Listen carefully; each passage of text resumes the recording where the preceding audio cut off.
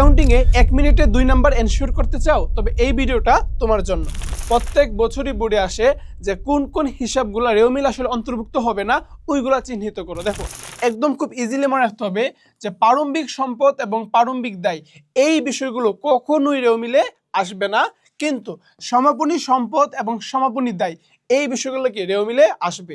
তাহলে সবচেয়ে চিন্তার বিষয় হচ্ছে প্রারম্ভিক সম্পদ এবং দায় কিভাবে চিনবো, আর সমাপনী সম্পদ এবং দায় আসলে আমরা কিভাবে চিনবো। দেখো প্রারম্ভিক চেনার একদম ইজি উপায় হচ্ছে তোমার 1 সাল মানে হচ্ছে কোন একটা বছরের জানুয়ারি মাসের 1 তারিখ, অথবা 1-7 সাল কোন একটা বছরের জুলাই মাসের 1 তারিখ। এইটা থাকা মানে কি, ওটা হচ্ছে প্রারম্ভিক সম্পদ অথবা প্রারম্ভিক দায়।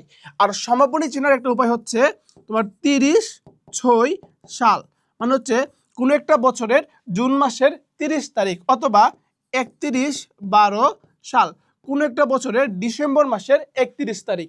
আরেকটা বিষয় মনে রাখতে হবে, সম্ভাব্য কোনো সম্পদ অথবা দায়, সম্ভাব্য সম্পদ অথবা দায় রেও মিলে কখনোই আসবে না। এবার চলো একটা কুইজ দেখে আসি আমরা।